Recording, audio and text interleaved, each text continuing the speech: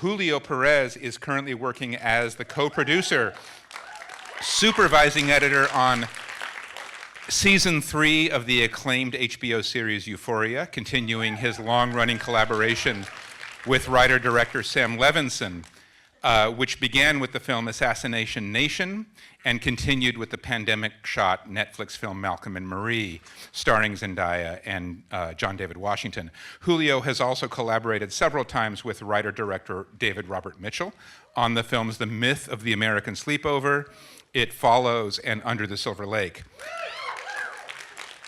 And he edited the upcoming Hulu series Chad Powers, created by and starring Glenn Powell, inspired by the famous Eli Manning sketch of the same name. Is someone correcting me? Yeah, okay, yeah. It's on your bio, man. I'm just reading it. Okay. When he is not clicking away in a dim cave for $1, Julio loves to watch old movies. Let's hear it for watching old movies. And wander around forests, deserts, and cities. And now, not that long ago, in the 1950s, at Bancroft Junior High in Hollywood, they needed someone to run the projectors in various classrooms. So Richard Halsey volunteered in order to get out of class. Thus began his first experience with film. And after high school, Richard got a job in the Warner Brothers mailroom before moving into the music editing department. Richard was then drafted into the Army, where he spent 21 months and 16 days before an early discharge to go to college. But that didn't last long, because he got a job at 20th Century Fox in the editorial department during summer break and started work on the TV show Peyton Place with editor George Nicholson, who taught him the basics of film editing.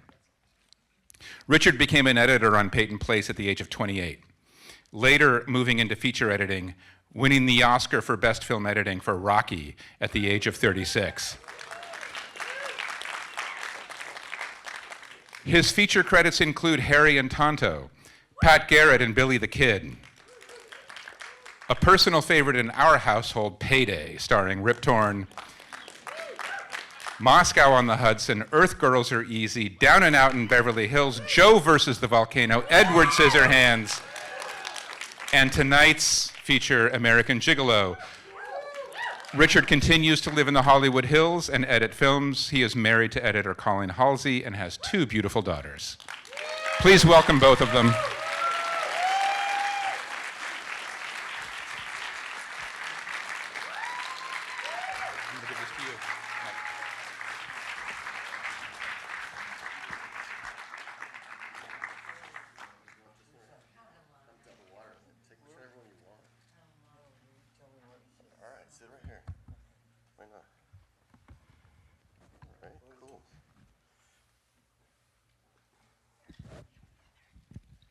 Richard Halsey.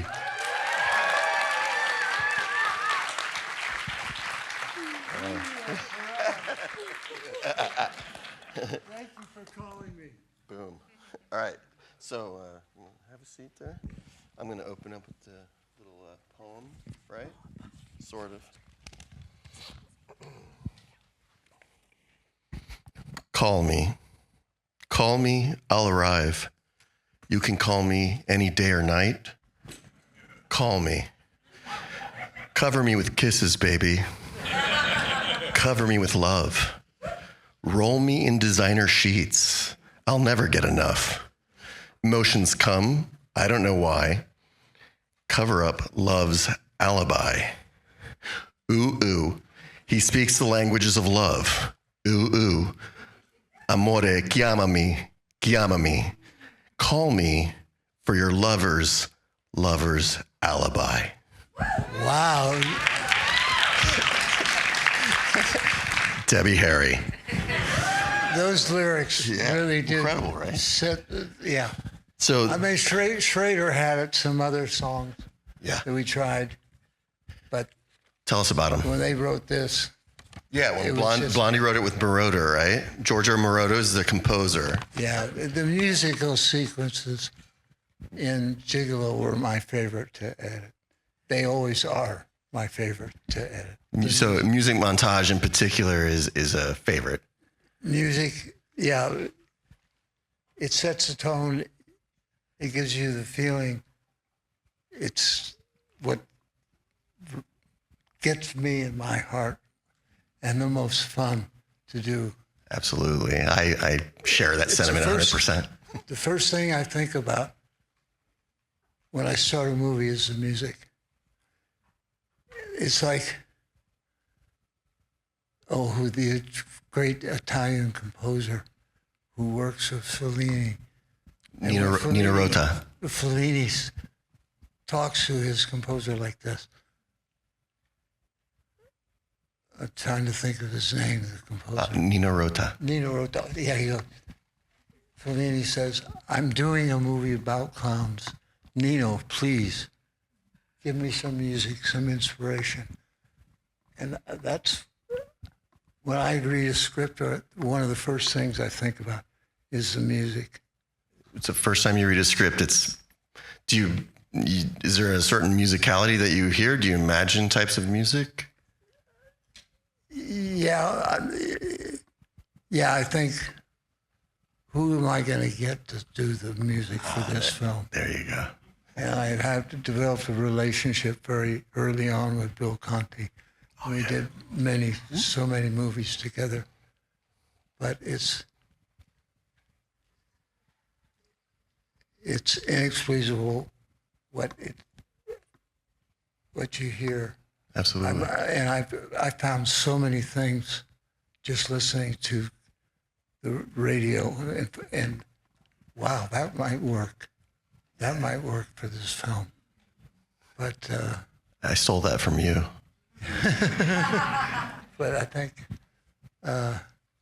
Call Me was a great choice. Absolutely. I mean, there's something, it's glitz, it's glam, it's forward propulsion. It reflects Julian Kay, the character that Richard Gere plays. He's just got to keep moving. I just got to keep moving. And it starts right there with him moving in his car. And so as we discussed, I really enjoyed how you told me about working on the opening of the film. Of course, the music montage being propulsive and sets the template for a major theme in the film, but it wasn't quite the way it turned out initially. Is that right? Well,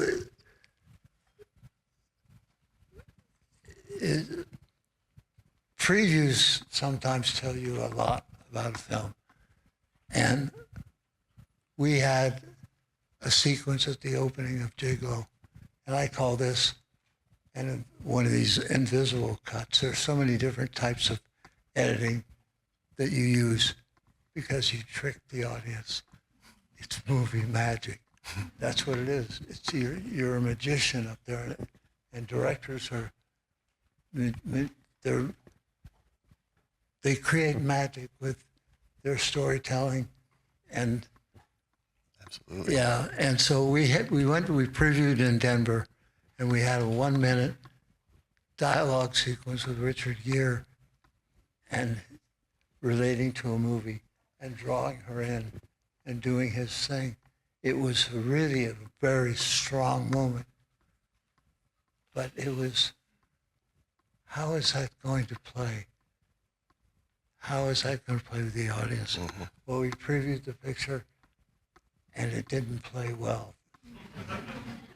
I mean, it was great, but wow, what about starting a movie with a dynamic piece of music and Richard Gere driving that Mercedes-Benz and it was like, wow, that was, yeah. That's the way to go. That was the punch you needed right there, yeah. So the first thing we did when we got back to the editing room was cut that out of the movie. That's what I call the invisible cut. There's so many different types of cuts that are really one of the most important elements, that decision to cut, you know. But that invisible cut is absolutely critical in what we do, because we help define the actual structure of a scene or even the film as a whole. The invisible cut, nobody sees all the labor that goes into it. They just assume that right there, leaping fully formed was that beautiful music montage. Yes. That's great. And you're talking about magic, right? Yeah. Oh, yeah. Well, we could go back to this is I'll reference this Bullet, and the editor by the name of Frank Keller. I was cutting Harrington, and he was cutting that movie, and it became like basically he did a jump cut. He cut something out, and it just exploded. Oh, wow. And there's on Harry so and many Tonto? different types. Nowadays, every movie is a jump cut, it seems like to me. And some of it I like and some of it I don't. Yeah. Mostly I don't like unless it's invisible, unless it does something so dynamic. Like when David Lean, when the editor made that cut My favorite. in that match. I mean, that was one of the greatest Lawrence of Arabia. editorial cuts in the history of film. Lawrence of Arabia, the line was, it'll be a burning fiery furnace. It'll be fun. Wow. Right? I This love guy's got a good memory. David Lean, trains, love it all, you know? My 3 rules of editing and of life are Oh, yeah, your philosophy of editing. organization, Number 1. trust your instincts, Number 2, always tell the truth. always tell the truth. Rule number That's 3, right, editors. Rule number 3 is the hardest, Yeah. especially when you're sitting around with studio executives. But Hollywood seems like such an honest place usually. It just, right? It just blows my mind. Yeah. That would be hard. No, those are beautiful rules. And frankly, they pretty much are exactly what I try to live by. So when you said that out loud, I was kind of floored and felt like, I don't know, humbled to be in a tradition of the incredible body of work that you have and everything you've worked on. Can we back to Gigolo? Yeah. All right. Well, Gigolo 2, Electric Boogaloo. I have to give credit to Schrader was visual. He was a very visual. Absolutely. Very, very visual guy. And it's a long story, but how John Bailey got the job, I'm not going to go into that. Cinematographer John Bailey. Did a beautiful job. Yeah. And Nando Scarfiotti, I mean, come on. Scarfiotti is a production designer credited as design consultant, but production designed. Yeah, absolutely brilliant. But the most fun for me with Gigolo was cutting the musical sequences. And speaking of which, there's a moment Smokey Robinson makes an appearance, not visually, sonically. Check out the title of this song. How many people have not seen the movie? Oh, hell yeah. That's amazing. Okay. This is great. You're in for a real treat. A treat and a half. A trick, maybe. Trick or treat, you decide. Yeah, I mean, So the montage of him. the love I saw in you was just a mirage. That's a great line. Isn't that a great title for song? Okay, so fantastic sequence in the film. Julian I'm handing it off. Julian is getting ready. And how was that experience cutting that incredible montage? Yeah, it was just nothing but fun. And it really, I cut the scene together in 3 hours. Stop it. I quit. I'm done with my... No, I mean, can't do my work. it was so good. Wow. So good. And it says everything about the character. Like his ties, his shirt, the jackets, laying him on the bed, and in the song, like a third That meaning. sequence, after the movie came out, everybody was rushing out to the Armani store to get clothes and pretend they were Richard Gere. I mean, it created. That's great. And Schrader had done 3 movies: Hardcore, Blue Collar, Hardcore, and then American Gigolo. Yeah, and they didn't make money. So This was his third bullet. This one. He had to make money. It was. And he did. And he did. Spoiler alert. It was a success. Yeah. Let me give you an example on my first film about the jump cut. Okay, so we had Payday, very good script. Starring Rip Torn, great movie, Payday. The opening sequence was a crane shot of people getting out of their cars, going into the club, and ending up on a close-up of Rip Torn, Maury Dan. Playing a figure, his name is Maury Dan, the character. He was a country singer, so it was a sweeping shot. And so I'm saying, what music am I going to hear here? Well, I guess we're just going to have tuning up or whatever, or this or that. But the rhythm was not good. So I made 2 jump cuts in this one shot. A big crane shot down to this, we cut, people walking in, and then a third piece where we zoom into a close-up. Well, this is my first time working with the director, and this the opening shot in the movie. And he said to me, Daryl Duke, who I loved, he said, Richard, you know that was designed as one shot.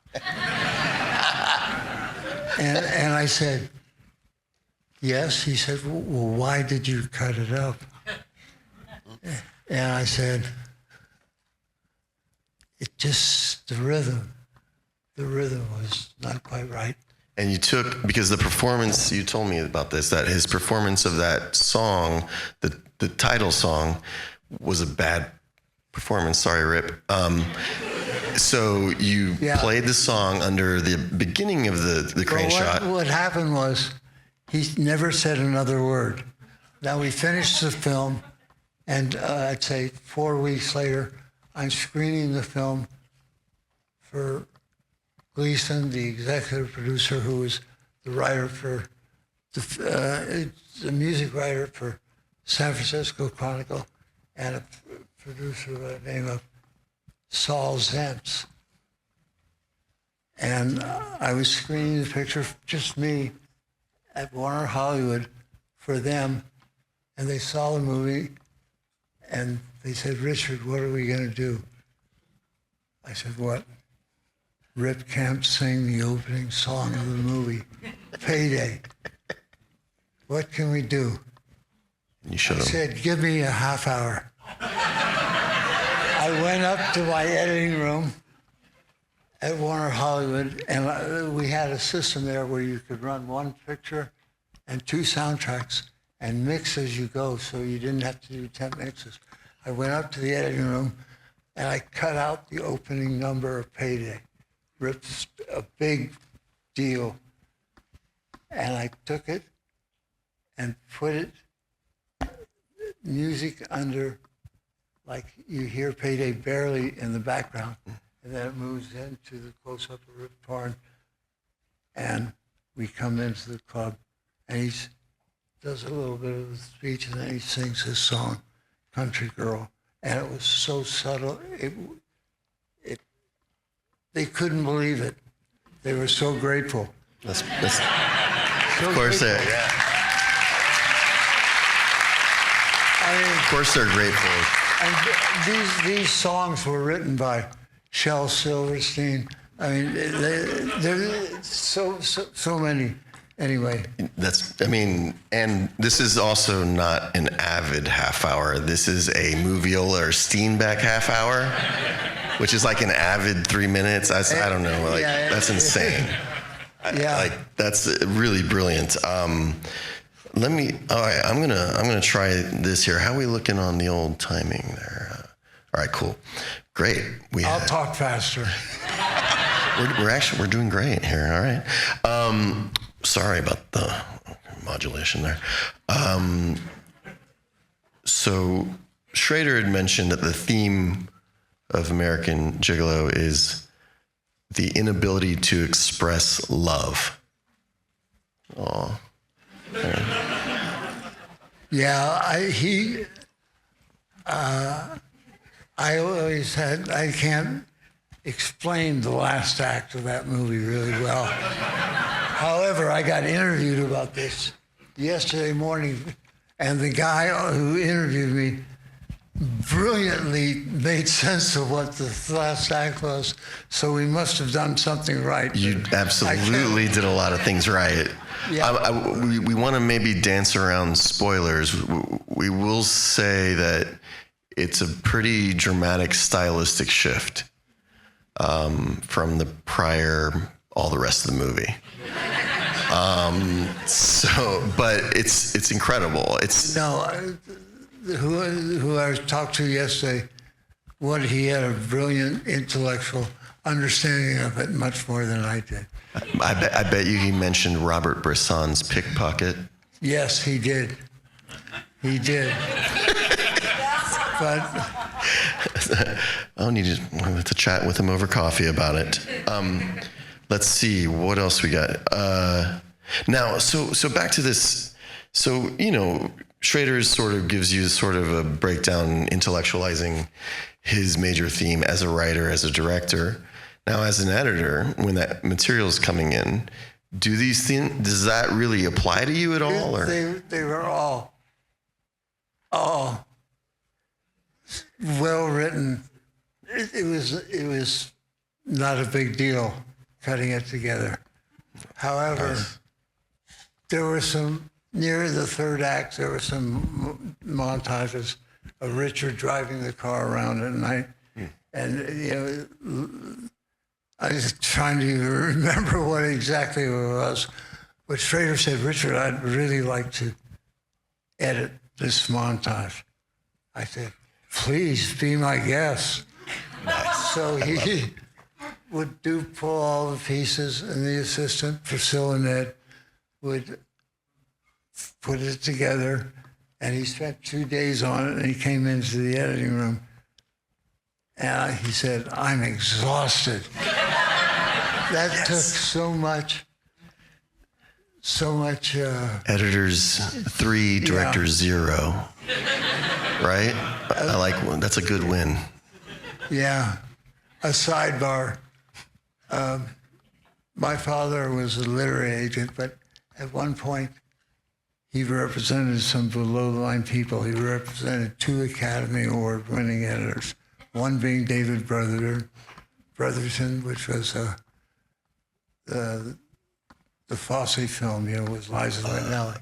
And Cabaret. The other was Cabaret. Harry Gerstead for the John Wayne film with a ticking clock.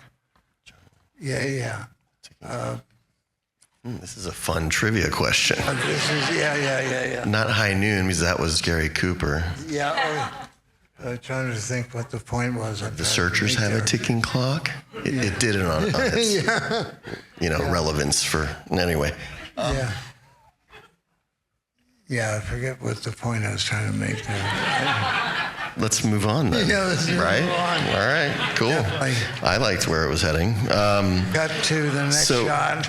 So this one, being sensitive to some spoilers here, but Peter Fraser, who I have no idea, I'm guessing a critic, describes Julian as an object of curiosity and desire, but never a knowable human being. I say talk to Schrader about that. I don't. Yeah, who cares? I don't have the answer. The answer was cutting out that monologue at the beginning, and the first cut was 2 hours and 45 minutes. What? And we cut An hour? 45. Well, yeah, that's not unusual these days. No, I've cut out These way days, more. that's what's great about the new Hollywood. You don't cut anything out. They just put the film up, and they say instead of 6 episodes, it's going to be 8 episodes. Just keep it going. Just why? Like, we just stay on that take. We just show whole takes. Yeah, and I mean... That's amazing. So, yeah, I actually think they should go back to like 42 and a half minutes for, yeah. Well, they are. There's commercial breaks now on streaming. Terrific. So again, obviously, like abstract bullshit doesn't necessarily apply when you just have to make a scene work, right? Like, yeah. Well, you can't really make it work in the editing room if it's not on the page. If you don't have a good script, forget it. I mean, Schrader, script for... writers. All the writers are up here. Yeah. You know, the famous movie with the script was 86 minutes, you know, for the movie with De Niro. Taxi Driver. I remember when that came out, wow. Mazursky and I were in New York at the time working on, I'm not sure which film, but that film... It's pretty good, right? Some people like it. Yeah, it was brilliant, and he's a writing director. Yeah, so they are the best. Yeah, there's a piece of the script that he took from the very end of Taxi Driver. Spoilers, where he delineates specifically, wrote down in great detail the bird's eye camera movements that occur at the very end where Travis Bickle does something naughty. So it's amazing the detail in the script. I had an excerpt on that I read. It was crazy. So he's a great writer. He's a darn good director. Was there... you felt like it cut pretty well, but then you were concerned about some of the Steadicam floaty dreaminess? We had, I'd say, a week into the shoot, we had scenes, dailies, and we had the famous crane shot. Beautiful. And he's just You hate crane shots. And I'm going, Paul, the photography here is beautiful, but it's like almost a minute before we say any dialogue.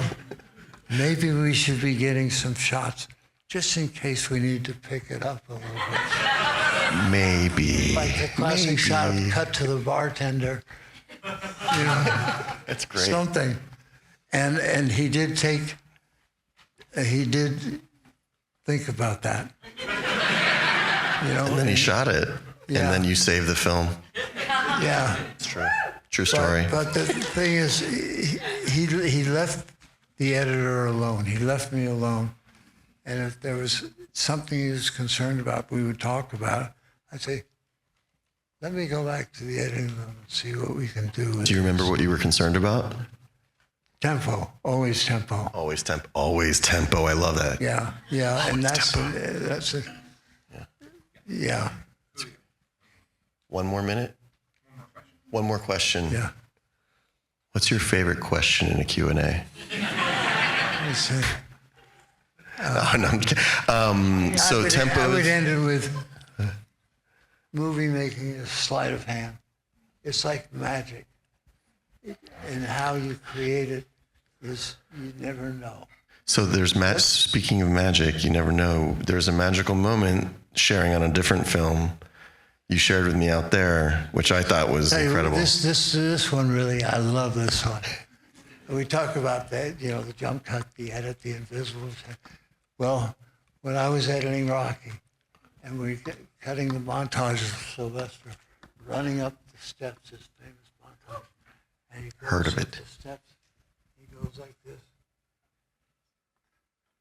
And I wanted a shot of the camera because we had that famous Garrett Brown, the guy that invented the Steadicam, which changed filmmaking. Yeah, it did. That one camera changed the way films are made. Sylvester running through the marketplace, whatever.